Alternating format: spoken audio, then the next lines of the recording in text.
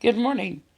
So today we're going to talk about the last of the modifications that we did to the Harbor Freight 1 by 30 inch belt sander. I knew coming out of the box it was going to have some issues, and so I had watched a lot of videos on how to modify this grinder to make it more functional for what it is I want to do. Now, I'm just getting started doing knife making and haven't really begun to explore just a whole lot on what it is that I want to do, but I knew I needed a grinder because I'm not going to be able to use a file to do everything I want to do. So when I bought this thing and unboxed it, there was a piece of metal that went in this gap right here. I had to cut that out, and I used an angle grinder to do it. The reason for this is so that this space right here, the belt will be going between these two rollers, and this will give me a slack belt, which means it's not going to have anything underneath it to brace it so that I can use it to do different kinds of grinds or for my little knives. The next thing that I had to look at was this platen right here. See how it's got these slots? It also wasn't it wasn't level, which was kind of interesting. So I went and bought this plate, and Lauren helped. He drilled the holes on this and put the bolts in underneath, filed them down so they're nice and flat and even.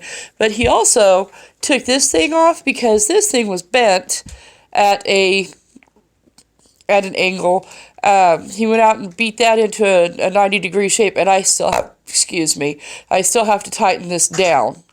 And so that's loose, but at least once it's tightened down, I can use my level to make sure that once it's tightened down, it's at a 90-degree angle to the plate. Because right here's where that sander is going to come through.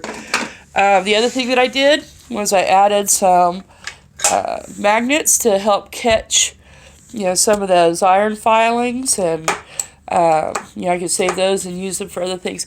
One of the things that was suggested is that this block right here, you see this little hoop-de-doo behind here, for some versions of this grinder, when you pull this forward, use this tensioner to bring it forward or back, it would keep this from going forward as far as it can go.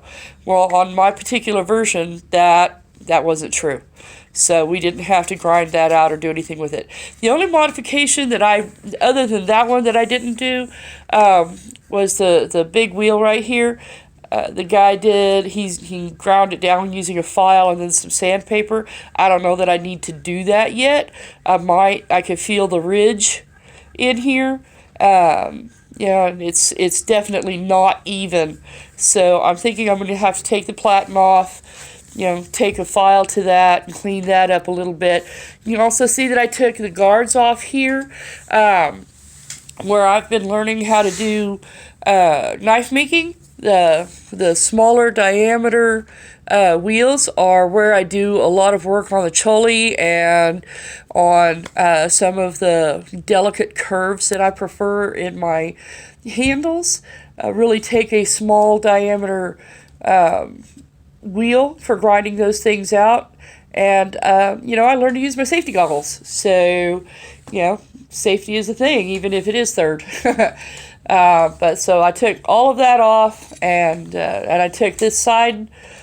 One of the hateful things about this grinder is that while this particular guard is on, you can't get the belts off. It's horrible. You literally have to tear the belt to get it off, and you can't get a new one on. So you have to take this stupid thing off in order to get the belts on and off, and that means taking the guard that was here over all of these mechanics. You have to take that one off too. So yeah, I chucked those suckers, and I'm just gonna get on down the road with my life, because none of the grinders that I've used in any other shop have ever had a guard here or a guard here. Maybe they should. I don't know. But I'm very comfortable with the idea of not having these on, but I am comfortable wearing my safety goggles when I'm using these things because I don't like getting this stuff in my face or my eyes or whatnot. So, let's see. Was that all of it? Yeah, I think that's all of it. That one last little thing where I have to do, that wheel modification, and tightening down this little back brace for the plate, and I think I have a very functional little knife grinder for making knives. So anyway, thanks for watching.